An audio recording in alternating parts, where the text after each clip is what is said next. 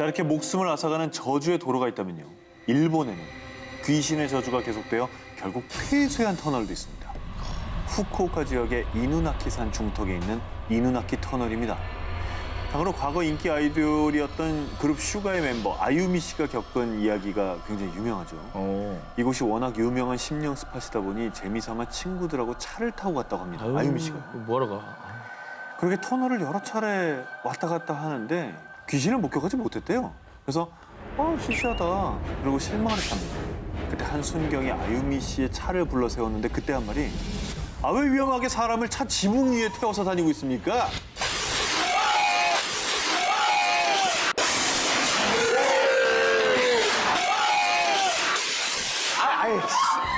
닭살 돋았어, 진짜. 진짜 타지 좀 마, 좀. 누구 있지, 이 안에? 야, 저 캐비넷 좀 보고 와. 딸았다.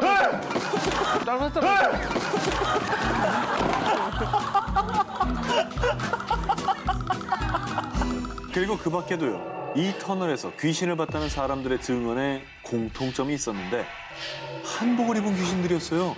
그리고 한국말을 하면서 뭐라고 얘기했는데? 전해지는 말에 따르면 2차 세계대전 당시 이 터널을 뚫기 위해 수많은 한국인들이 강제징용되어 무참히 혹사당하고 사망까지 한 분들도 계셨다고 합니다. 그래서 그 혼령들이 원한에 사무쳐 이곳을 떠나지 못한다는 것이라고 하고요. 또 터널 자체가 워낙 후미진 곳이라 더 흉흉한 것으로 여겨졌는데 그 대표적인 게 이누나키 터널 폭행 사건이죠. 1988년 이 터널을 지나던 20살 우메야마 군은 신호대기를 잠시 정차했는데 그때 불량 청소년들이 이 차를 잡아타고 우메야마 코이치를 집단 폭행한 뒤에 살해한 사건입니다. 결국 일본 정부는 1994년 신이누나키 터널을 개통시키면서 대신 구 터널 입구는 아예 콘크리트 덩어리로 막아두었답니다. 그런데 이누나키의 저주가 옮겨간 것일까요? 새로 개통한 신이누나키 터널에서도 밤늦게 차를 얻어 타려는 불명의 여자가 나타났다 사라진다는 증언이 속출하고 있다고 합니다. 등골이 서늘해지는 기묘한 이야기 19, 5입니다. 당신이 모르는 사이에 그리고 소름주의 도시의 괴담의 진실. 얼마 전에 이사를 했는데 누가 자꾸 문에 이상한 표시를 해놓는 것 같아요. 낮에 초인종이 울려서 모른 척했는데 나가보니까 X 표시가 되어 있었어요. 당신이 모르는 사이에 집 현관문 그리고 초인종 옆에 쓰인 의문의 표시들. O, X, 그리고 3. 범죄 대상으로 점 찍어둔 집에 사람이 있는지, 있다면 몇 명인지, 범죄자가 미리 자신만 아는 표시로 그려둔 거라고 알려줬는데요. 뭐야? 자, 듣기만 해도 소름 돋는 이야기는 도시 괴담, 또 표식 괴담, 초인종 괴담 등으로 불리면서 수많은 사람들을 공포의 도가니로 몰아넣었습니다.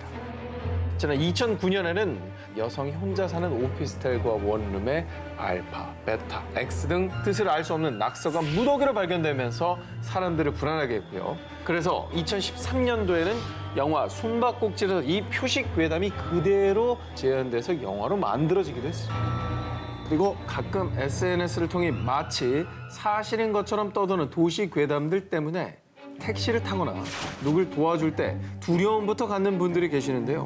학생, 이 건어물 좀 맛봐봐. 먹고 맛있으면 좀 사줘도 되고 말이야. 이쪽이었고 할머니, 손님은 저쪽이에요. 좀 잘 안 보여서 그래. 예. 맛있다. 근데 할머니 왜 이렇게 졸리죠? 일명 건어물 괴담이라고 알려진 이 이야기 한 번쯤 들어보셨을 겁니다. 저도 이 얘기는 들어봤어요. 건어물에 에틸 에테르라는 마취약 성분이 묻어 있어서 건어물을 맛보거나 이게 냄새만 맡아도 바로 그 즉시 기절한다는 무시무시한 내용인데요. 또 아저씨, 제가 녹화 늦어서요. 상암동으로 좀 빨리 가주세요. 자, 이렇게 택시만 타도 기절을 하게 된다는 가짜 택시 괴담. 택시 문고리에 마취제를 적신 휴지 혹은 솜을 채워 넣어서요. 문고리를 만지게 되면 그 즉시 실신. 그 뒤에는 장기를 적출해서 팔아넘긴다는 흉측한 내용이 돌았습니다. 과연 우리 주변 깊숙이 뻗쳐있는 이 끔찍한 도시 괴담들의 진실은 무엇일까요? 대전경찰 얼굴책 페이지에서 공식적으로 밝힌 내용에 따르면요. 건어물 괴담에 나온 에테르는 동물용 마취제로 사람의 경우 괴담 내용처럼 그 즉시 마취가 되지는 않고요.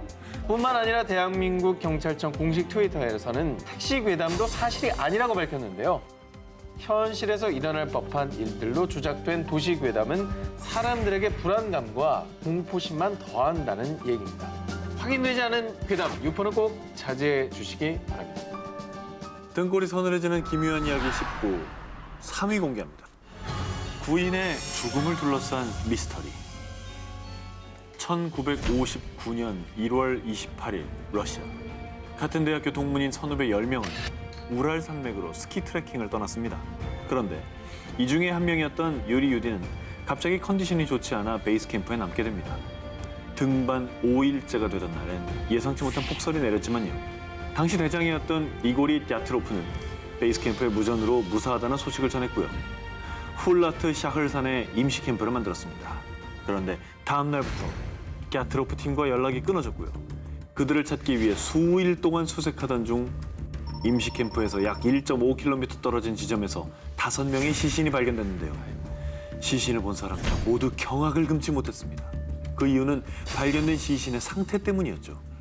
이들 중 2명은 영하 30도까지 떨어지는 산속에서 달랑 속옷만 입은 채로 발견됐다는 겁니다. 웬일이야? 그리고 조금 떨어진 계곡에서 발견된 한 명은 두개골 골절, 또 한 명은 가슴뼈와 갈비뼈가 완전히 으스러졌고요. 나머지 한 명은 소름 끼치게도 혀가 아주 반듯하게 잘린 채로 발견됐다고 합니다. 웬일이야? 그리고 가장 이상했던 건 9구의 시신 모두 피부가 주황색으로 착색되고 머리카락이 하얗게 센 모습을 하고 있었다는 겁니다. 상식선에선 다소 이해가 가지 않는 시신의 모습을 두고 미스터리한 가설들도 나왔는데 그 첫 번째는요. 러시아군의 비밀기지설입니다. 갸트로프 팀원 중 일부 옷에서 높은 수치의 방사선 양이 검출된 점을 미루어 보아 핵실험이나 비밀 실험의 희생양이라는 설이었고요. 두 번째는 UFO설로요. 갸트로프 팀원들이 의문의 사망을 하고 난 몇 달 뒤 사고 인접 지역에서 둥근 원형의 발광 물체가 하늘을 나는 것이 보인다는 내용의 기록이 나왔다는 겁니다. 이게 외계인의 소행이라는 거죠. 그렇죠. 하지만 그 무엇도 또 그 어떤 것도 이들이 사망한 원인에 대한 미스터리를 풀지는 못했습니다. 자, 등골이 서늘해지는 기묘한 이야기 10호, 이번엔 17입니다. 지하철역에서 생긴 일. 때는 2011년 한 인터넷 커뮤니티 사이트에 실화 괴담이라는 제목으로 글 하나가 올라왔습니다. 막차가 떠난 늦은 시간, 글을 쓴 사람이 친구인 공익근무요원이 승강장을 점검하고 있었습니다. 근데 맨 끝에 스크린 도어가 열려 있어가지고 상황실 직원에게 보고를 했다고 합니다. 여기 스크린 도어가 열려 있는데요. 뭐 일단 강제로라도 닫을까요? 혹시 마지막 스크린 도어야? 예, 맞아요. 일단 건들지 말고 그냥 와. 영무원이 단박에 끝에 있는 스크린 도어인 줄 알길래 고장이 잦나 보다 하고 대수롭지 않게 여겼다고 합니다. 그로부터 한 3달 뒤 막차가 끝나고 점검을 하는데 저번처럼 끝에 있는 스크린 도어가 열려 있었고 이번에는 스크린 도어 사이로 운동화 한 짝이 보였다고 합니다. 일단 전화로 또 문이 열려 있다고 보고를 하며 운동화 한 짝이 떨어져 있다고 말했는데 야, 그거 절대 죽지 말고 나 기다려. 지금 바로 갈게. 전화기 속 직원의 경고에도 불구하고 별 생각 없이 운동화를 주우려고 했는데 그러면 안 되지. 접착제라도 붙여놓은 듯 꼼짝을 하지 않더랍니다. 그래서 한참 실랑이를 벌이는데 갑자기 상황실 직원이 뛰어드니 친구를 잡아당기며 뺨을 세게 때리고 하는 말이 스크린 도어 너머에서 손이 하나 나와서 너를 잡아당기고 있었어!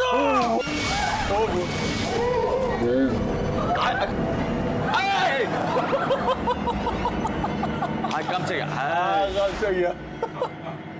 내가 계속 위를 봤는데, 정말. 깜짝이야. 그런 일이 있고 난 뒤 나중에 영무원에게 자세한 얘기를 듣게 됐는데요. 이곳에 스크린 도어가 세워지기 전에 이 지하철역에서 어떤 여성이 자살을 했는데 그 뒤부터 늦은 밤이면 사람을 홀리듯이 운동화가 걸쳐 있거나 아저씨 문 좀 열어주세요 라는 소리를 들은 섬뜩한 경험을 한 직원이 많았다고 합니다. 그 이후에 이 지하철역 괴담은 인터넷과 SNS를 타고 급속히 퍼지면서 한 신문 기자가 그 실체를 추적하기에 이르는데요. 먼저 이 지하철역에서 일어난 자살 사건은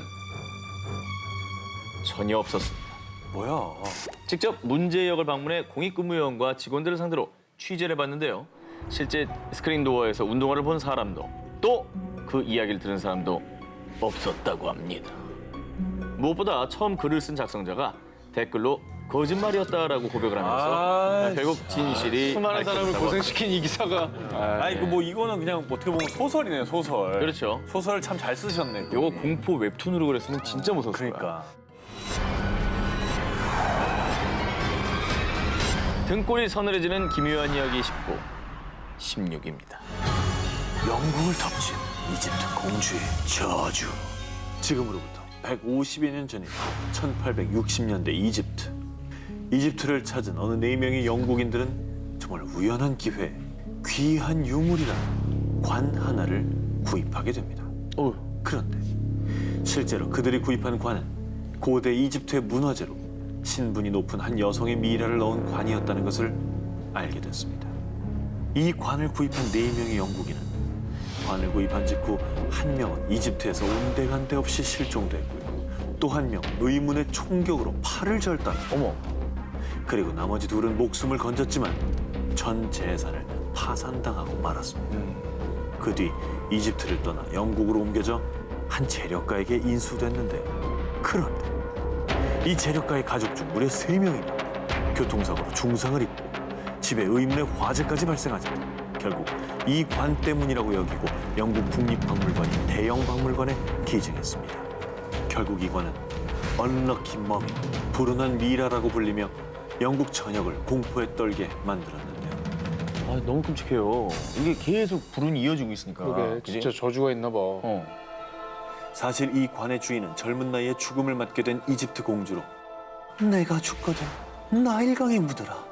누구든 나를 나일강에서 멀어지게 하는 자는 죽음의 저주를 내릴 것이다.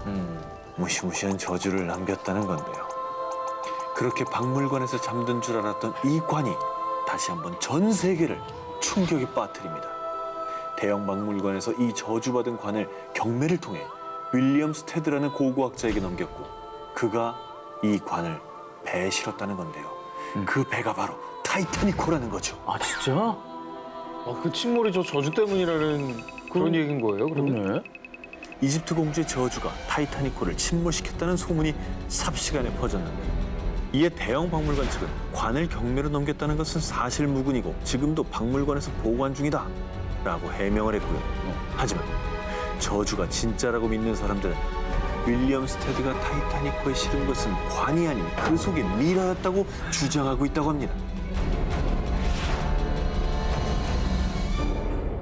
등골이 서늘해지는 기묘한 이야기 19, 이번에 15위입니다. 핏빛의 향연, 블러드 레인. 인도 케랄라주 칸누르 마을 사람들은 갑자기 쏟아지는 빗소리에 일제히 비명을 지를 수밖에 없었는데요. 그 이유는 하늘에서 피가 내리고 있었기 때문입니다. 에이, 말도 안 돼. 피가 내린다. 자, 하늘에서 내린 것은 비가 아닌 피를 연상시키는 붉은색의 액체였고요. 그렇게 약 15분 동안 내린 비는요, 마을을 온통 피바다로 만들어놨습니다. 실제로 뒤늦게 이 모습을 본 주민들은요, 저는 누군가가 동물을 죽이고 그 피를 우리 집 마당에 뿌려놓은 거라고 생각했어요. 결국 사람들은 억울하게 죽은 사람들의 피가 비가 되어 내리는 거다 라며 블러드 레인이라 불리며 괴담까지 퍼지기 시작했습니다. 자, 그런데 참 이해할 수 없는 이상한 점은요, 2012년 당시 7월부터 9월까지 인도 전역에 약 2달 동안 집중적인 폭우가 내렸는데 블러드 레인은 오직 케랄라주 칸누르 지역에만 내렸다는 겁니다. 학자들은 이 미스터리한 비의 정체를 파헤치기 위해 여러 가설들을 내놨는데요. 먼저 인도 기상청은요, 당시 붉은 비의 원인이 사하라 사막에서 건너온 먼지 때문이라고 밝혔습니다. 사하라 모래에는 붉은 빛의 산화 철이 많이 포함돼 사막 먼지와 비가 섞여서 빨간 비가 내리게 됐다는 주장인데요.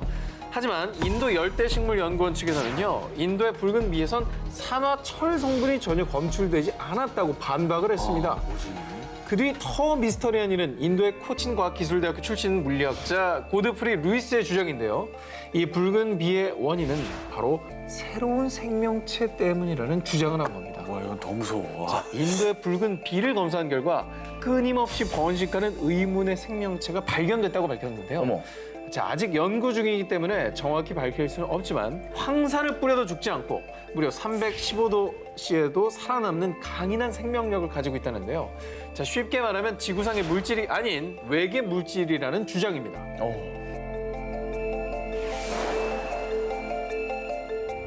등골이 서늘해지는 김요한 얘기 19, 13입니다. 진실 혹은 거짓 인형은 알고 있다. 영화 사이코의 모티브가 된 인물이죠. 미국의 희대의 살인마로 불리는 에디 게이는 사람의 가죽으로 장갑과 의자포, 전등과 등을 만들고요. 만약에 인피로 이것까지 만들어졌다면 어떨까요? 보시죠. 아, 보기 싫어. 아, 에이, 저건 너무 악취입니다. 실제 사람 같은 피부결에 초점을 잃은 듯한 눈동자, 그리고 갑자기 입을 뗄 것만 같은 이 기묘한 모습의 인형들. 2000년대 초반 실제로 이 인형을 사진만으로 접한 이들이 이 인형 사진을 본 날 나 가위 눌렸어요 라는 이야기를 쏟아내 이 인형을 아는 사람들 사이에서 심상치 않은 공포심이 감돌았습니다. 거짓이면 좋겠다. 그러면서 이 인형에 얽힌 사연들이 밝혀졌습니다. 19세기 일본의 한 인형 제작자가 만든 이 인형들은 엄청난 흉악범죄를 저지른 사형수 시체의 피부와 머리카락을 뽑아 만든 인형이며 심지어는 이 인형이 일본 가나가와 현의 학곤의 신사에 보관됐었다고 전해지기까지 했습니다. 약간 관광지잖아요. 관광지에 그렇게 해놨으려나. 그런데 그 인형들을 만든 사람이 자신이 인피로 인형을 만든 것이 들통이 날까 봐 그 인형들을 태워 신사에 공양을 한 게 아니냐는 추측까지 떠돌았습니다. 그런데 인형 사진을 본 이들을 가위에 눌리게 하고 모두를 공포에 몰아넣었던 이 인형들의 반전. 19세기에 만들어진 것도 사람 가죽도 아닌 부관절 인형 제작가 호리 요시코의 작품이었다는 것이 밝혀졌고요. 다행이네, 진짜. 다행이죠? 네, 다행이네요. 자, 여러분들 마음을 또 놓고 계신 것 같은데 아유, 그럼요. 지금부터가 진실입니다. 뭐야. 또. 일본의 전무후무한 괴담 수집가이자 유명 공포 프로그램을 진행한 탤런트 이나가와 준지. 이 사람이 실제로 겪은 일화입니다. 어느 날 지인에게 저주받은 여자의 10일이라는 인형극 무대 진행을 부탁받았습니다. 그런데 작품에 오르는 인형을 처음 본 그는 왠지 모를 싸한 느낌을 받게 됩니다. 단순한 기분 탓이 아니었던 걸까요? 인형극 대본 작가의 집에는 의문의 화재가 발생. 심지어는 인형 제작자인 하지모토 사부로가 실종되는 등 갑자기 인형극과 관련된 이들에게 이상한 악재들이 연속적으로 덮치고 맙니다. 그런데 더 섬뜩한 건요. 이상하게도 인형극 관계자들에게 부상이 찾았는데 희한하게도 그 부상은 오직 오른손과 오른발에만 입었다는 거죠. 결국 끝을 모르는 악재에 이나가와 준지는 자신이 처음 보자마자 꺼림칙하다고 느꼈던 인형을 들고 영매에게 찾아갔습니다. 이 인형은 그냥 인형이 아닙니다. 살아있습니다. 오른손, 오른발을 잃은 상처 입은 소녀.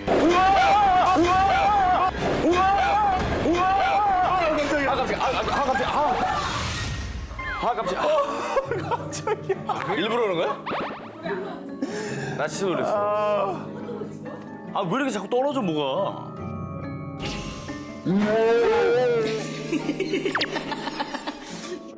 이 안타까운 이야기를 들은 이나가와 준지는 그 뒤 이 인형을 태워서 소녀의 영혼을 달래주었고요. 그런데 정말 신기하게도 그 뒤로는 의문의 사고나 기묘한 일들은 일어나지 않았다고 합니다.